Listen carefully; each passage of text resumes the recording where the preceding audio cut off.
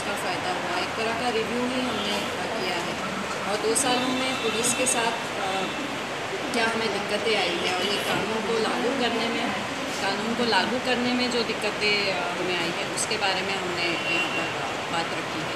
तो क्या कौन से कानून को लागू करने में थोड़ा वाइडली? ट्रिपल तलाक का जो मुस्लिम विमेंस प्रोटेक्शन ऑन मैरिज 2019 में जो कानून आया था, तो पुलिस के साथ में क्या दिक्कतें आई आपको?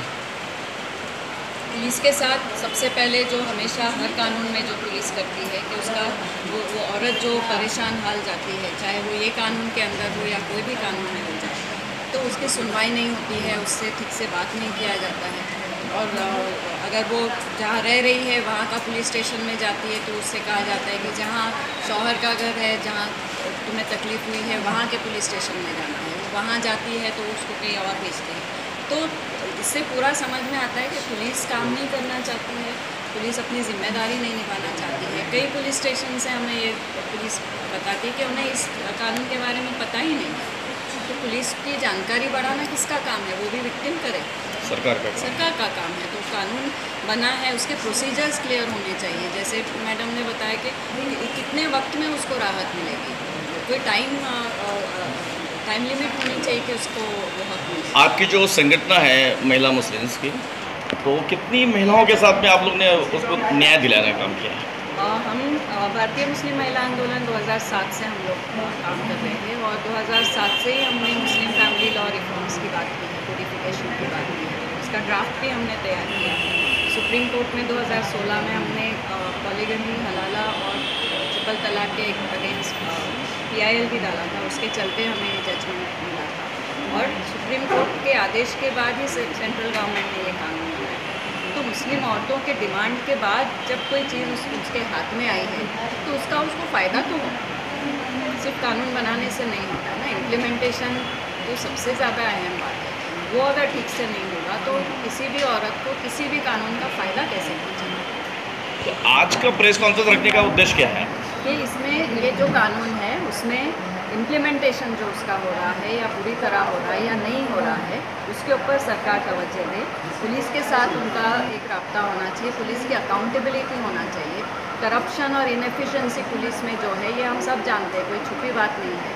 तो इसके ऊपर सरकार कदम उठाए। पुलिस रिफॉर्म्स एक्ट कोई बना हुआ है, तो ये सब कब होगा? पुलिस कब अपना काम करेगी और औरतों को राहत कब मिलेगी? अभी जो आपने कहा ना ट्रिपल तलाक और दूसरा क्या लफ्ज़ कहा था अभी? हलाला। हाँ, वो एक्चुअली क्या है? ट्रिपल तलाक से जुड़ा हुआ ये हलाला का ट्रेडिशन है। हाँ। तलाक से तलाक दे देती है, आदमी उसको तलाक दे देता है। हाँ। और जब अगर शौहर और हस्बैंड वाइफ को साथ में वापस अगर रहना है, हाँ। तो जब तक वो औरत दूसरा निकाह करके वो रिलेशनशिप को कंज्यूमेट नहीं करती, तब तक वो अपने पहले शौहर के पास नहीं आ सकती। तो ये जो प्रैक्टिस है, इसके खिलाफ भी हम चाहते थे कि एक कानून बने ताकि औरतों को ये चीज़ से गुजरना ना पड़े। और ये भी PIL हमने डाला है, लेकिन सुप्रीम कोर्ट ने सिर्फ ट्रिपल तलाक पर सुनवाई की है। तो ये कब होगा? ये कानून हमें कब मिलेगा? 70 साल 72 साल हो गए आज़ादी को, 15% आज़ाद आबादी है मुसलमान, इतना बड़ा समुदाय है और हमारे पास एक कोडिफाइड कानून नहीं है। कब आएगा ये? तो इसमें ज़्यादातर महिलाओं को ज़्यादा तकलीफ दी जाती है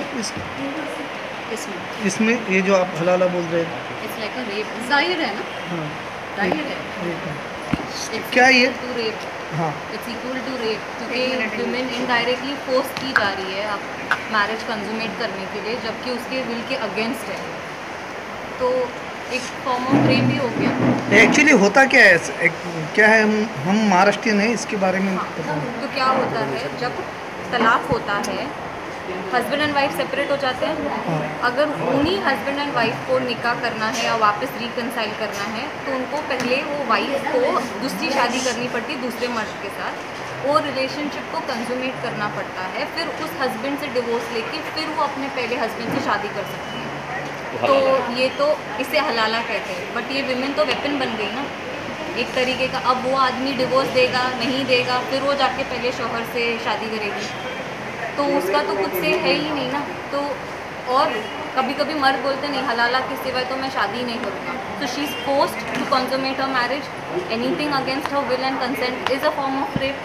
तो ये एक फॉर्म ऑफ रेप ही हो गया ना। तो उसका उद्देश्य क्या है, जरा आप इसके बारे में बताइए। उसका आपका उद्देश्य पहला ये नाम है कि लीजिए। ये एक्ट होल आपका नहीं नाम है। क्या है? मेरा नाम एडवोकेट रुखसार मेमन है। मैं भारतीय मुस्लिम महिला आंदोलन की लीगल एडवाइज़र हूँ, लीगल ट्रेनर भी हूँ। ये एक्ट, आज हम ये एक्ट के बारे में बात करना चाहते थे क्योंकि सब एक्ट जैसे आप देखने जाएंगे, Hindu marriage act, domestic violence act, ये सब पूरे बने हुए हैं। हर चीज़ का प्रोसीजर है, हर चीज़ का टाइम लिमिट है, कस्टडी इश्यूज़ है, मेंटेनेंस इशू है। इसे सिर्फ मुस्लिम प्रोटेक्शन, वुमेन प्रोटेक्शन एक्ट दिया गया है, बट ये एक्ट होल नहीं है।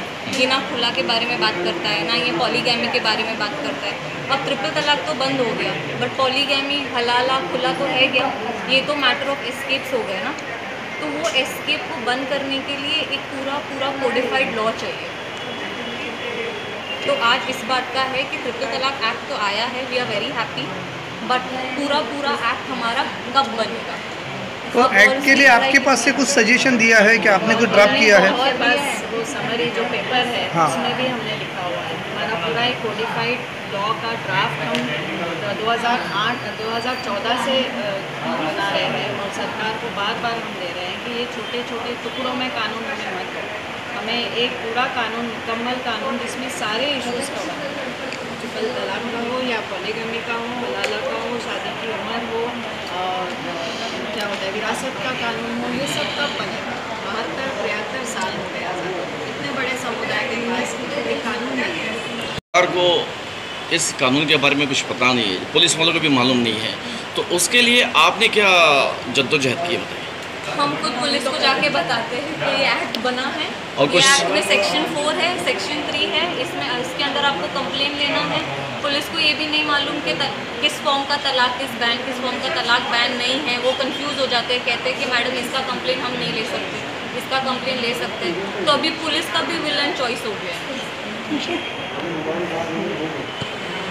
काजी जुबेदा खातून शेख है और मैं ये कहना चाहती हूँ कि आज हमको भी ये 95 से ये केस हम लोग ले रहे हैं महिलाओं के लिए, लेकिन जो तलाक के इशू आते थे आज तक, मतलब ये कानून, ट्रिपल तलाक का कानून आने के बाद से 2018 तक आया कि औरतों को एक तरफा तलाक मिली है, लेकिन ये कानून के आने के बाद से 2020 से 2021 तक के अभी ज़ीरो है।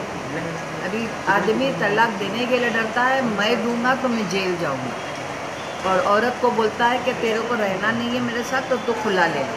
लेकिन वो औरत को इतना परेशान, इतना हैरान करता है कि उसको मजबूरन इस चीज़ के लिए हामी भरना पड़ता है। क्या करूँगी, क्योंकि मुझे मजबूर किया जाए, तो ये हो रहा है। तो इसके लिए हम चाहते हैं कि कम से कम ये कानून का कुछ, अगर पुलिस अगर एक्शन ले तो महिलाएं खुला लेने के लिए, क्योंकि खुला में उसका हक पूरा मारा जाता है, उसको मेहर नहीं मिलती है, उसकी प्रॉपर्टी नहीं मिलती है, उसको सिर्फ मेंटेनेंस नहीं मिलता है, उसको सिर्फ ये बोला जाता है ये खुला लो और तुम जाओ। तो मुस्लिम कम्युनिटी में अवेयरनेस हो रहा है, सिर्फ गवर्नमेंट में और पुलिस डिपार्टमेंट में नहीं हो रहा है, तो उसके लिए आप क्या कर रहे हैं अभी? हम लोग ने कुछ पुलिस को जाके बताया भी हाँ। कि देखो ये पेपर है और ऐसा करना है, बिना वारंट के अरेस्ट करना है आदमी को, लेकिन उनको समझ में नहीं आता है। तो हम क्या कर सकते वो बोलते हमको नहीं मालूम है कि क्या करना है। मैं तो चाहती हूँ कि भारतीय मुस्लिम महिला आंदोलन से किसी को बुलाया जाए, मुस्लिम इश्यूज़ पे चर्चा की जाए, उनको असिस्ट किया जाए, क्योंकि गवर्नमेंट और पुलिस लेवल पे ये शरिया लॉ का बहुत बड़ा कन्फ्यूजन है। क्योंकि हमारा मुस्लिम लॉ कुछ अलग तरीके से चलता है और हिंदू मैरिज एक्ट अलग तरीके से चलता है। जब आप ये एक्ट बना रहे थे, मैं चाहती थी कि हमारे संगठन से एक जन को बुला के असिस्ट किया जाए, गवर्नमेंट को सलाह मशवरा किया जाए कि कैसे ये एक्ट बने और कैसे हम आगे औरतों को इंसाफ दे सकें। 21st सेंचुरी में अगर ये एक्ट बराबर से बनाया जाता है, एज अ होल बनाया जाता है, ये शायद से एक स्टेपिंग स्टोन होता विमेन जस्टिस के लिए।